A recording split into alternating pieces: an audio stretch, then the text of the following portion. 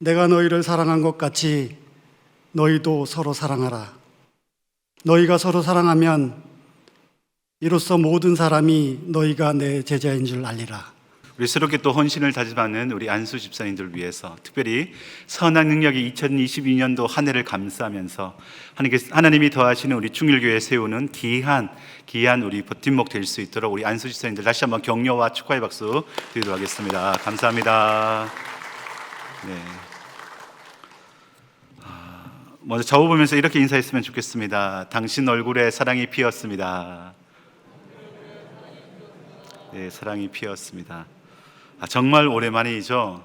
28개월, 119주, 833일, 19,992시간, 바로 2년 4개월 동안 우리가 오후 예배가 중단되었는데 이제는 하나님의 은혜로 다시 오후 예배가 재개되었고 첫 시작을 우리 안수 집사님 우리 헌신 예배로 이렇게 시작할 수 있어서 너무나 감사하고, 그 헌신 예배에 제가 또 설교로 또 설 수 있게 되어서 너무나 감사드립니다.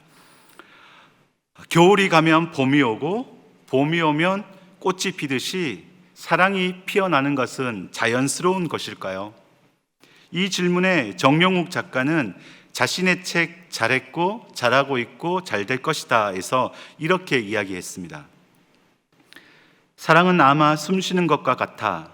숨쉰다는 걸 의식하면 숨쉬는 게 불편해지듯 사랑한다는 걸 의식하는 순간 사랑이 좀 불편해지거든. 숨쉬는 것이 불편하다면 몸에 무엇인가 불편하다는 것이 있다는 것입니다. 사랑도 마찬가지입니다.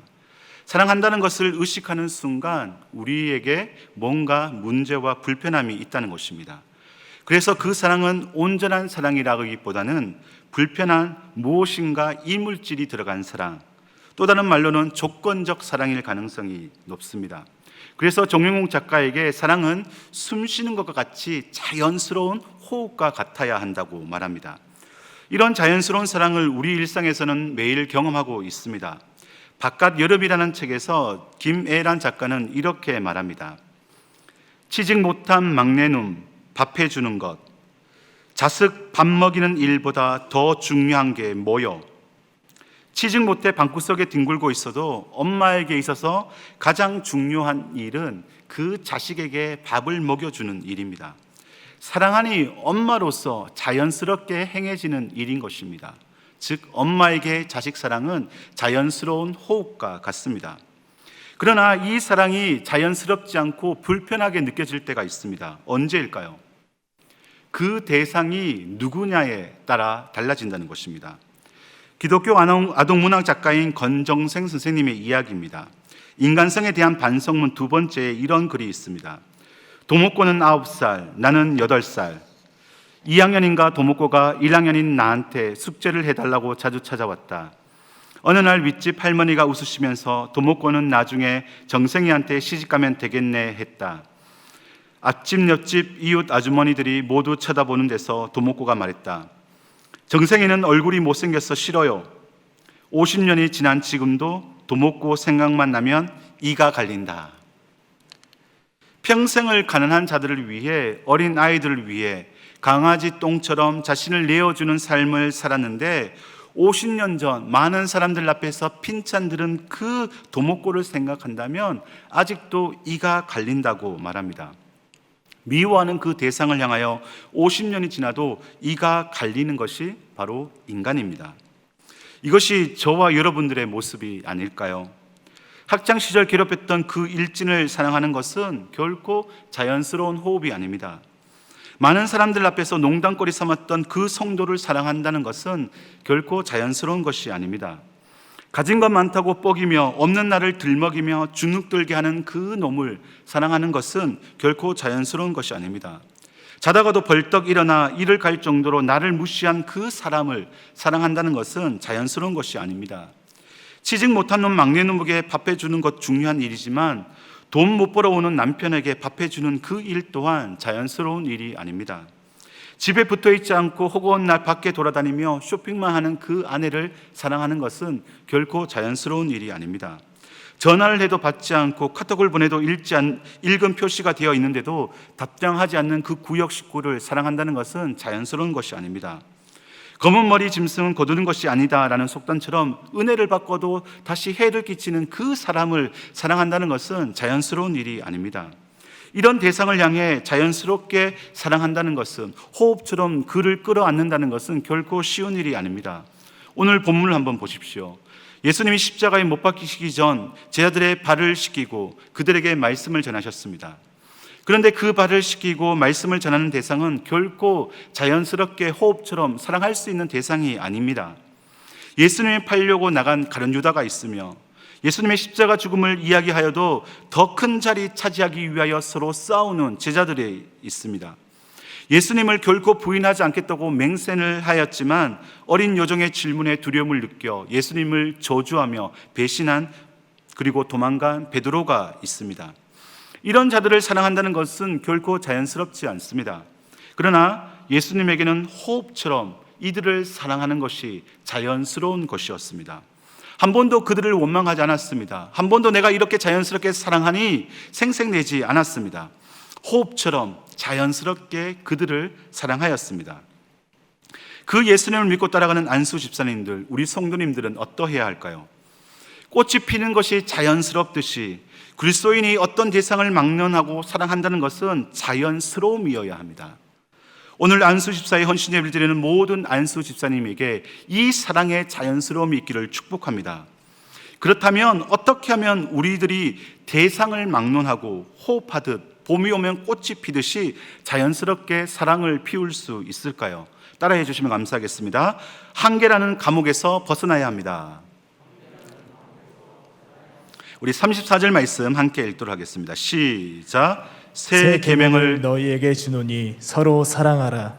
내가 너희를 사랑한 것 같이 너희도 서로 사랑하라. 아멘. 여기에서 말하는 새 계명이 중요합니다. 새 계명이란 것은 옛 계명이 있다는 말입니다. 옛 계명은 무엇일까요? 바로 십계명입니다. 십계명의 핵심은 바로 하나님 사랑과 이웃 사랑입니다. 그렇다면 이제 새 계명을 설명할 차례입니다. 예수님은 기존의 율법을 완전히 폐하신 것이 아니라, 이전에 없던 새로운 계명을 주시기 위한 것이 아니라, 이전에 있었던 그 옛 계명, 그 율법, 그 십계명을 보다 완성시키고 승화된 개념에서 이 새 계명을 허락해 주신 것입니다. 그 계명이 바로 서로 사랑하라는 것입니다. 동일한 사랑인데 어떤 차이가 있을까요? 그 차이는 바로 사랑의 한계라는 것입니다. 옛 계명은 아브라함의 자손인 선택받은 백성으로서 다른 민족과 구별되어 서로 사랑하라는 이 제한적인 범주 아래 놓여져 있는 사랑입니다. 즉 사랑 안에 한계가 있다는 것입니다. 그 결과 사랑의 기준이 자기 자신이며 즉히 조건적이며 제한적인 사랑이었습니다. 그래서 결코 이방인들을 사랑할 수 없었던 것입니다. 이방인들은 당연히 마땅히 진멸해야 될 대상인 것입니다. 요나를 한번 보십시오. 원수국인 아수르스도 니느웨에 하나님의 말씀을 전할 수 없어 그는 다시스로 도망을 갔습니다. 베드로를 또 한번 살펴보십시오. 사도행전 10장에서 하나님께서 보자기 한 상을 여러 번 보여주셨지만 이방인에게 내가 복음을 전할 수 없다 끊임없이 거절하였습니다. 바리새인과 서기관들을 보십시오. 율법을 어긴다면 동료조차 가차없이, 가족조차 가차없이 돌로 칠 수 있는 자들이 바로 이 제한적 한계의 사랑 안에 놓여져 있던 자들이었습니다. 하나님의 명령보다 자신들이 선을 그어놓은 그 사랑의 한계에서 결코 벗어날 수가 없었던 것입니다. 코끼리를 사육하는 것처럼 어릴 때부터 이 사랑의 한계를 선정해버리니 내가 사랑할 사람만 사랑하고 내가 사랑할 민족만 사랑한 것이 바로 이들이었습니다.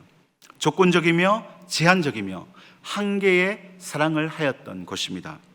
저는 이것을 이렇게 표현하고 싶습니다. 세상에서 가장 좁은 감옥은 자신이 만든 한계라는 감옥이다. 우리는 지금도 사랑의 한계를 그어버려 그 좁디 좁은 사랑의 관계 안에서만 살아가고 있습니다. 스스로 한계를 그어버려 이 한계 아래 갇혀져 있어 그 안에서만 우리는 사랑을 하고 사랑을 받고 있다는 것입니다. 우리는 우리 스스로 너무나 쉽게 선을 그어 그 한계의 선을 그어버린다는 것입니다. 하지만 물이 99도까지는 끓지 않다가 100도가 되면 팔팔 끓는 것처럼 수도꼭지를 틀고 컵에 물을 받으면 컵 양이 다 찰 때까지 넘치지 않다가 컵에 물이 다 차면 철철 흘러 넘치는 것처럼 사랑도 마찬가지입니다. 우리가 그어놓은 그 한계의 선을 하나 둘씩 그어져 나갈 때, 지워 나갈 때 자연스럽게 사랑은 피어나게 될 줄 믿습니다. 헌신이란 무엇입니까? 몸과 마음을 바쳐 힘을 다하는 것이 헌신입니다. 그렇다면 안수시사님들, 우리 몸과 마음을 바쳐 내가 그어놓은 그 한계의 사랑을 지워나가기를 축복합니다. 사랑할 수밖에 없는 사람만 사랑하는 것이 아니라 그 한계를 벗어난 사람들까지 사랑할 수 있는, 그 감옥을 스스로 깨치고 나올 수 있는 그 사랑, 자연스러운 그 사랑을 보여줄 수 있는 우리 안수 집사님들이 되었으면 좋겠습니다. 그러니 힘써 사랑하십시오. 힘써 그 한계를 지워버리십시오. 조건적 한계에서 벗어나 무조건적 사랑하는 안수 집사님들이 되십시오. 제한된 사랑이라는 한계에서 벗어나 그 무제한의 사랑을 하십시오. 그어놓은 한계의 선을 헌신이라는 지우개로 하나 둘씩 지워 나가십시오.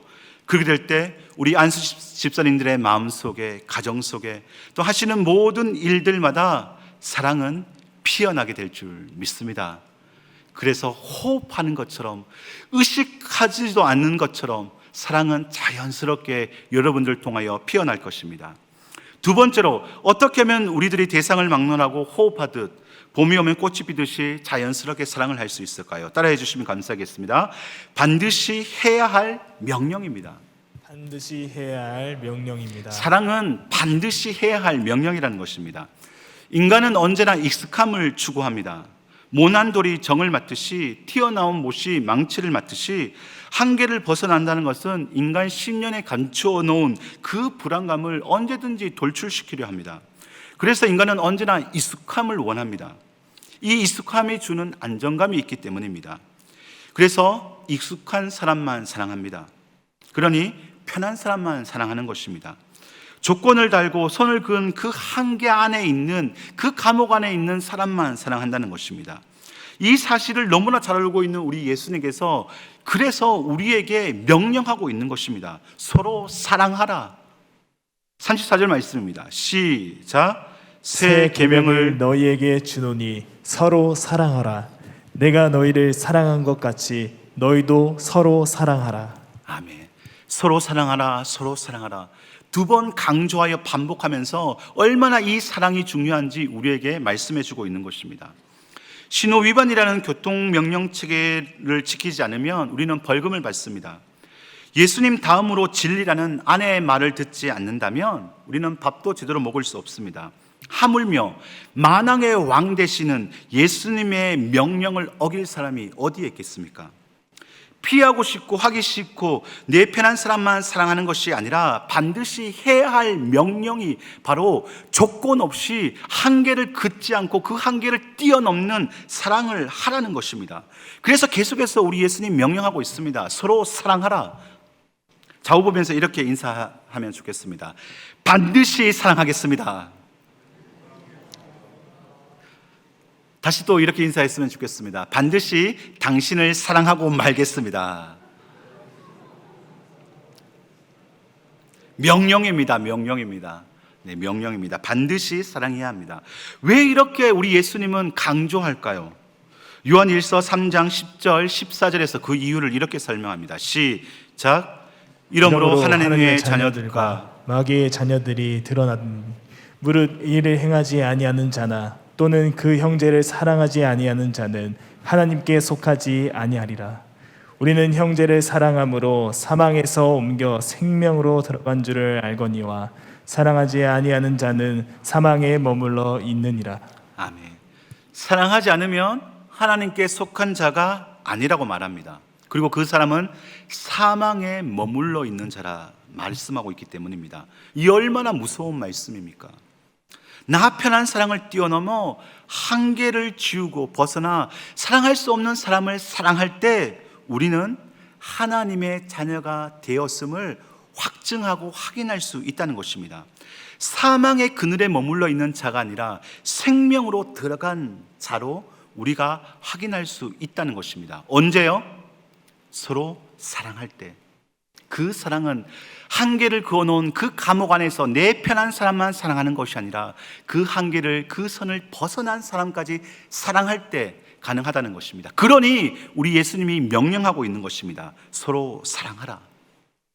예전에 이런 글귀를 책에다 써놓았던 적이 있었습니다. 말씀을 준비하면서 책을 찾아보다가 발견하게 되어서 함께 나누고 싶습니다. 세상 사람들은 살고 나서 생각하고, 지혜 있는 사람들은 생각하고 나서 살아간다. 하지만 글소인은 내 생각과 내 뜻이 아니라 하나님의 뜻, 말씀대로 산다. 하나님의 말씀은 반드시 해야 할 명령으로 받은 사람들은 세상의 논리와 내 본능대로, 내 생각대로 살아가지 않습니다. 그 기준이 하나님의 말씀이기 때문입니다. 그래서 그 말씀을 기준 삼아 내가 그어놓은 그 한계의 선이 있다면 언제든지 그 말씀으로 인하여 그 한계를 벗어날 준비를 하고 있다는 것입니다. 안수집사에 헌신제비를 드리는 우리 안수집사님들, 그리고 우리 성도님들, 이기적인 사랑, 나 편한 사랑만 하고 있지는 않습니까? 익숙한 것에 선을 그어 그 익숙한 것만 우리는 사랑하고 있지는 않습니까? 그런 우리들에게 예수님은 명령하십니다. 그 명령은 반드시 해야 할 명령입니다. 서로 사랑하라. 이 말씀을 명령으로 지킬 때 사랑은 자연스럽게 피어날 것입니다. 사망의 그늘에 앉아 있는 것이 아니라 생명으로 들어가는 것을 확인할 것입니다. 사탄의 자녀가 아니라 하나님의 자녀임을 경험하게 될 줄 믿습니다. 어떻게 할 때요? 서로 사랑할 때. 내 한계를 그어놓은 그 사랑이 아니라 그 한계를 벗어난 사랑을 할 때 이 은혜가 찾아올 줄 믿습니다. 마지막 세 번째입니다. 어떻게 하면 우리들이 대상을 막론하고 호흡하듯 이렇게 사랑할 수 있을까요? 따라해 주시면 감사하겠습니다. 온전한 사랑을 경험해야 합니다. 온전한 사랑을 경험해야 합니다. 우리 34절 말씀 읽도록 하겠습니다. 시작. 새 계명을 너희에게 주노니 서로 사랑하라. 내가 너희를 사랑한 것 같이 너희도 서로 사랑하라. 아멘. 내가 너희를 사랑한 것 같이라고 말씀하고 있습니다. 그 사랑은 어떤 사랑입니까? 예수님이 우리에게 보여주신 그 사랑은 어떤 사랑입니까? 한계가 없는, 익숙함에서 벗어나 그 누구도 사랑할 수 있는 완전한 사랑입니다.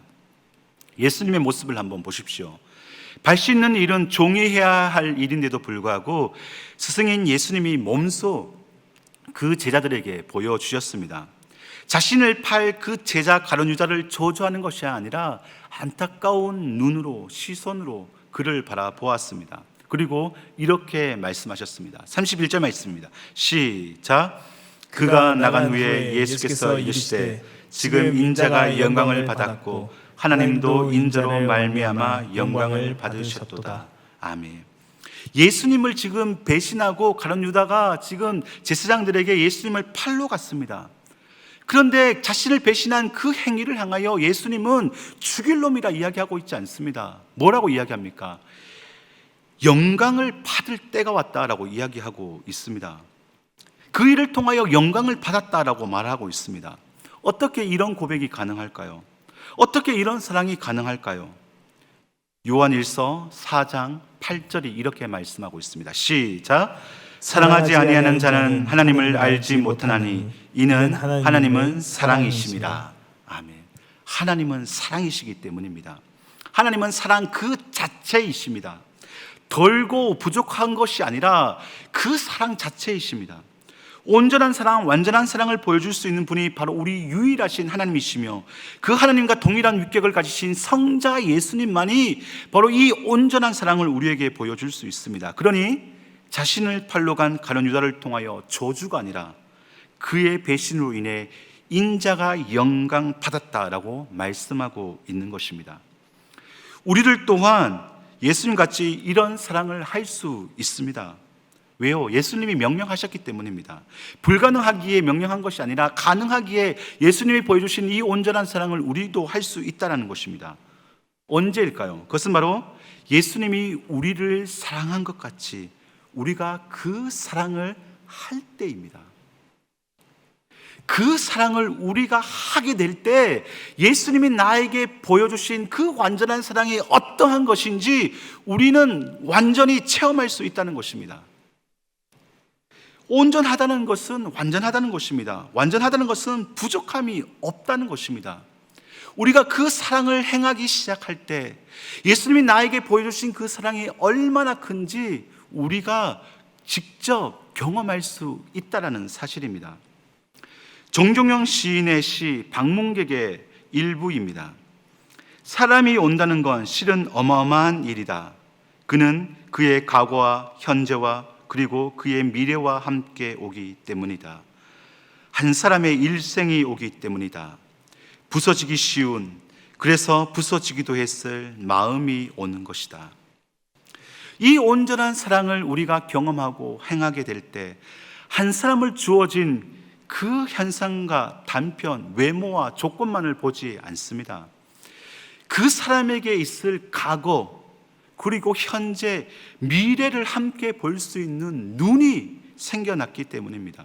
그래서 마치 갓난 아기를 안듯이 조심스럽게 그 사람을 향하여 사랑합니다. 내 말 한마디 혹시 상처가 되지 않을까 한마디 한마디 신경 쓰며 내뱉습니다. 주어진 단편이 아닌 보이지 않는 것을 보려는 그 마음이 있기에 전편을 보려고 애씁니다. 이 전편을 보기 위해 우리가 할 일이 있습니다. 그것은 바로 예수님이 우리를 사랑해 주신 것처럼, 믿어 주신 것처럼 우리를 또한 그 대상을 향하여 사랑하며 믿는 것입니다. 예수님이 나의 전부를 보시고 나를 믿어 주신 것처럼 우리를 또한 그 대상을 향하여 끝까지 믿어줘야 한다는 것입니다. 우리 예수님이 나의 단편만 바라보고 사랑하였다면 우리는 어떻게 될까요? 이 자리에 설 수 있는 사람이 아무도 없을 것입니다. 안수 집사로 세움받지도 못했을 것입니다. 누가 뭐래도 우리가 얼마나 나쁜 죄를 지으며 살아가고 있는지 우리는 다 알고 있습니다. 들키지 않았을 뿐이지 적나라하게 우리의 죄를 까발린다면 부끄러워 이 자리에 설 수 있는 사람은 아무도 없을 것입니다. 그런 우리 예수님은 그 죄의 단편을 보는 것이 아니라 우리 인생의 전체를 전편을 보고 있다는 사실입니다. 왜요? 우리를 믿어주시기로 작정하셨기 때문입니다. 우리를 사랑하시기로 작정하셨기 때문입니다. 우리에게 그 은혜와 그 사랑이 매일 나타나기를 축복합니다. 예수님이 바로 그 사랑을 하나님께 받았습니다. 마태복음 3장 17장 5절 말씀입니다. 시작. 하늘로부터 소리가 있어 말씀하시되 이는 내 사랑하는 아들이요 내 기뻐하는 자라 하시니라.